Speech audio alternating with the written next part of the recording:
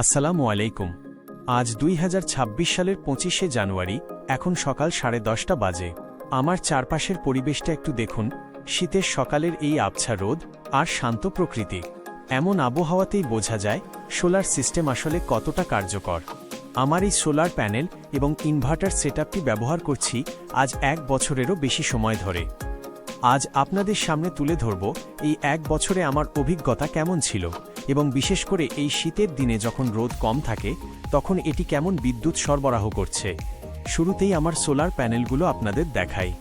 এগুলো আধুনিক প্রযুক্তির অ্যান টাইপ প্যানেল। আপনারা যদি একটু লক্ষ্য করেন তবে প্যানেলের ভেতরে সরু সরু বিদ্যুৎ পরিবাহী রেখাগুলো দেখতে পাবেন। এই প্যানেলগুলোর বড় সুবিধা হলো এগুলো দুই পাশ থেকেই বিদ্যুৎ উৎপাদন করতে পারে। আমি আপনাদের প্যানেলের সামনের অংশ এবং পেছনের অংশ উভয় দিকই ঘুরিয়ে দেখাচ্ছি।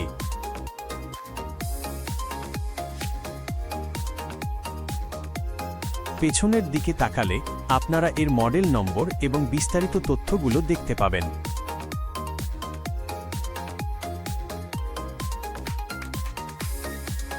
সংযোগের জন্য আমি এখানে উন্নত মানের সংযোগকারী ব্যবহার করেছি এবং তার হিসেবে বিশেষ ধরনের বাইরের কাজে ব্যবহৃত তার বেছে নিয়েছি, যাতে রোদ বৃষ্টিতে কোনো ক্ষতি না হয়।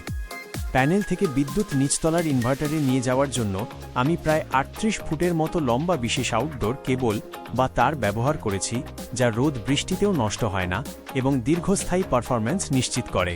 প্যানেলের উপরিভাগে ১ বছর ব্যবহারের ফলে কিছু জায়গায় ধুলোবালি বা ময়লা জমেছে, যা আমি আপনাদের দেখাচ্ছি। আসলে সর্বোচ্চ সুবিধা পেতে হলে এগুলো মাঝে মাঝে পরিষ্কার করা প্রয়োজন।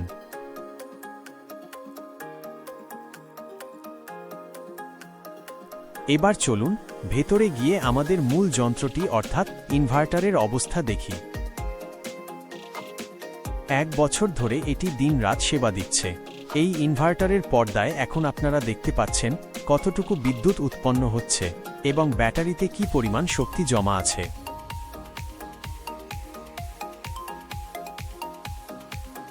শীতের এই কম রোদেও এটি বেশ সন্তোষজনক ফলাফল দিচ্ছে। এখন আমি আপনাদের একটি পরীক্ষা করে দেখাবো।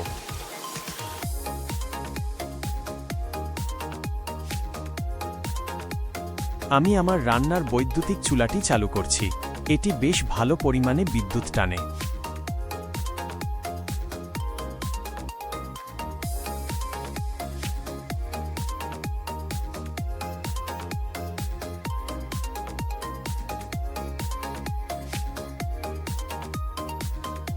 ইনভার্টারের পর্দার দিকে তাকালে এখন আপনারা দেখতে পাবেন চুলাটি চালু করার পর লোড বা চাপের পরিমাণ কতটা বেড়েছে। কোনো ধরনের সমস্যা ছাড়াই ইনভার্টারটি এই চাপ সামলাতে পারছে এবং চুলাটি খুব সুন্দরভাবে চলছে। দীর্ঘ ১ বছর ব্যবহারের পর আমি বলতে পারি, সঠিক সরঞ্জাম দিয়ে সোলার সিস্টেম বসালে এটি অনেক সাশ্রয়ী এবং নির্ভরযোগ্য হয়। যারা সোলার লাগানোর কথা ভাবছেন তাদের জন্য আমার এই অভিজ্ঞতা সহায়ক হবে বলে আশা করছি। সবাই ভালো থাকবেন। আল্লাহ হাফেজ।